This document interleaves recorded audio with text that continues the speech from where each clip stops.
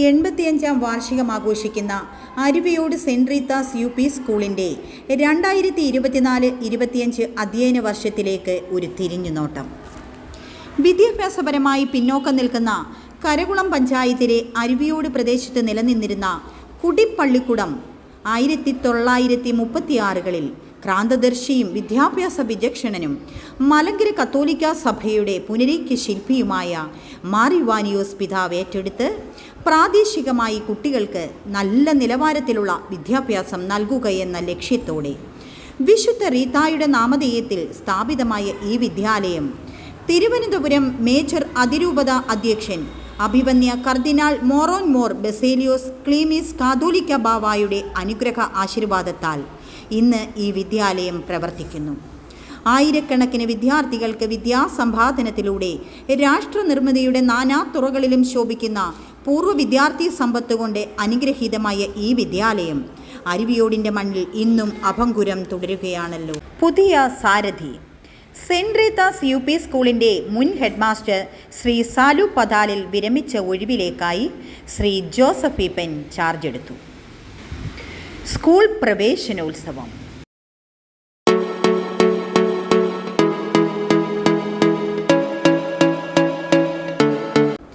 School parliament തിരഞ്ഞെടുപ്പ്.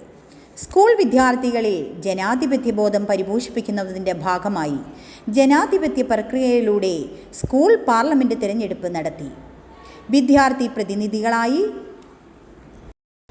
സാമൂഹിക ശാസ്ത്രമേള. School തലത്തിലും ജില്ലാ തലത്തിലും കുട്ടികളിലെ ശാസ്ത്ര പരിജ്ഞാനം പ്രദർശിപ്പിക്കുന്നതിൻ്റെ ഭാഗം ഗണിതശാസ്ത്ര പ്രവൃത്തി പരിചയമേളകളിൽ കുട്ടികളെ പങ്കെടുപ്പിക്കുകയും വിവിധ സ്ഥാനങ്ങളും കൂടാതെ എ ഗ്രേഡും കുട്ടികൾ കരസ്ഥമാക്കി. ഇതിന് മുന്നോടിയായി സ്കൂൾ തലത്തിൽ എക്സിബിഷനും നടത്തപ്പെട്ടു. കായിക കലോത്സവം. കലാകായിക പരിപോഷണത്തിൻ്റെ ഭാഗമായി ഒരു കായിക അധ്യാപകനെ നിയമിക്കുകയും സമയബന്ധിതമായി ക്ലാസുകൾ ക്രമീകരിക്കുകയും ചെയ്യുന്നു. ഇതുവഴി കായിക മത്സരങ്ങളിൽ കരകുളം ഗ്രാമപഞ്ചായത്ത് നടത്തിയ സ്പോർട്സ് മത്സരത്തിൽ ഓവറോൾ നേടുകയും കലോത്സവത്തിലും സംസ്കൃത കലോത്സവത്തിലും എല്ലാ വിഭാഗങ്ങൾക്കും സബ് ജില്ലാ തലത്തിൽ എ ഗ്രേഡ് അടക്കമുള്ള സ്ഥാനങ്ങൾ നേടുന്നതിനും നമ്മുടെ കുട്ടികൾക്ക് സാധിച്ചിട്ടുണ്ട്. ദിനാചരണങ്ങൾ. ജൂൺ 5 പരിസ്ഥിതി ദിനം മുതൽ എല്ലാ ദിനാചരണങ്ങളും അർഹിക്കുന്ന പ്രാധാന്യത്തോടെ നടത്തപ്പെടുന്നു.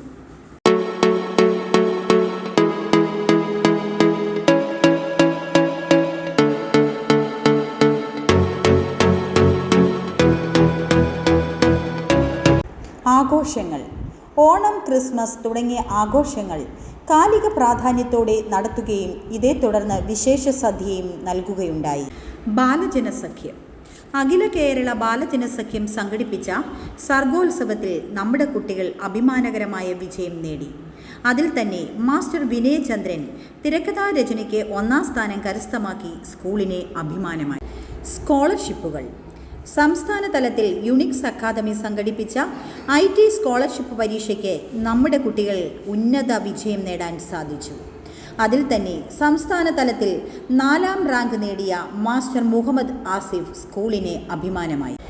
ICT സാധ്യതകൾ കുട്ടികൾക്ക് പ്രയോജനകരമാംവിധം സാധ്യമാക്കുന്നു. സഹപാഠിക്കൊരു കൈത്താങ്.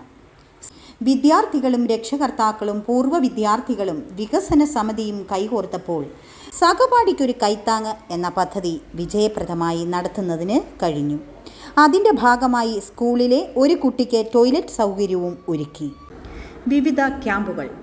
ആരോഗ്യ പരിപാലനത്തിൻ്റെ ഭാഗമായി മെഡിക്കൽ ക്യാമ്പുകൾ, യോഗ, വിവിധ ബോധവൽക്കരണ ക്ലാസുകൾ എന്നിവ നടത്തപ്പെട്ടു. പരമാവധി കുട്ടികളെ പങ്കെടുപ്പിച്ചുകൊണ്ട് ഒരു ദിവസം മുഴുവൻ നീണ്ടു നിന്നിരുന്ന വിനോദയാത്ര ഹാപ്പി ലാൻഡിലേക്ക്.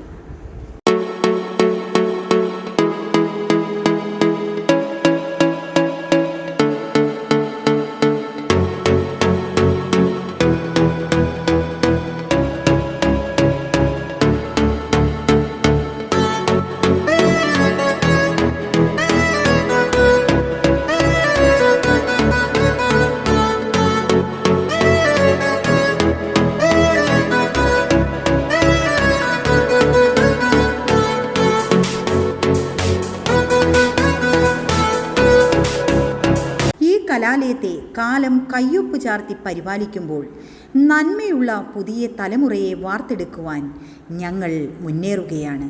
എല്ലാ നല്ല മനസ്സുകൾക്കും പ്രണാമം.